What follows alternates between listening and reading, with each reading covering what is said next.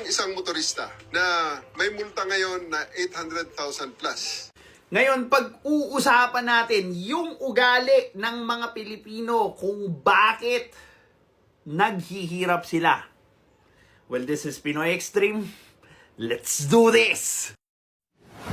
This is Pinoy Extreme. Dahil sa NCAP violations. Ang kanyang pinaka-common na violation ay ang paggamit ng bus lane.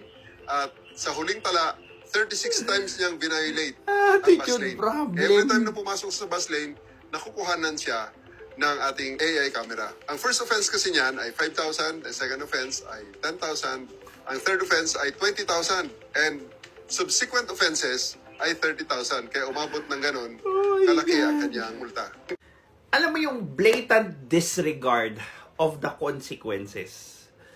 Hindi kasi iniisip ng Pilipino kung ano yung epekto ng actions nila.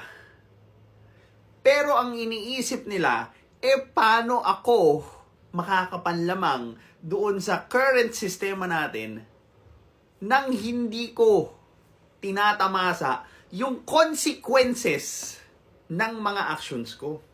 Bakit? Kasi pag pinagmulta mo yan, anong sa palagay niyo yung huhugutin niyang rason? Mahirap lang po ako, sir.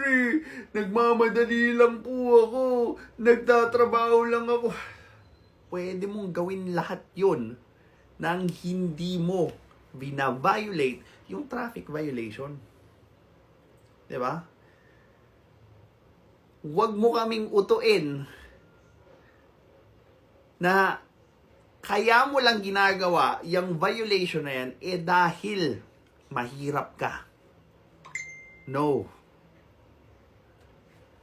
Mahirap ka kasi hindi mo tinitignan yung consequences ng actions mo.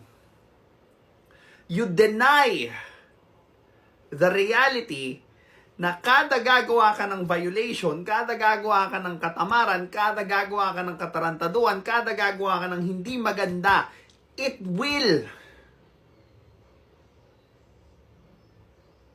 get back at you. Maiipon yan. Hindi ka man maparusahan on that very moment na violate mo yung isang bagay, well, it will someday catch on you. Tapos pag nahuli kayo, anong gagawin nyo? Mahirap lang po ako maawa na po kayo sa akin. Dito lang alam ko nga na buhay. Diba? Mahirap card. Di, paano pa natin gagawin yung mga tama kung lahat na lang ng rason, especially yung pagiging mahirap, valid. Sige, magnanakaw na lang ako ng sardinas. Magnanakaw na lang ako ng isang bigas. Total, mahirap naman ako. At may mga iba nga dyan, bilyon-bilyon yung ninanakaw pero di nakukulong. Naririnig nyo ba yung mga sinasabi nyo?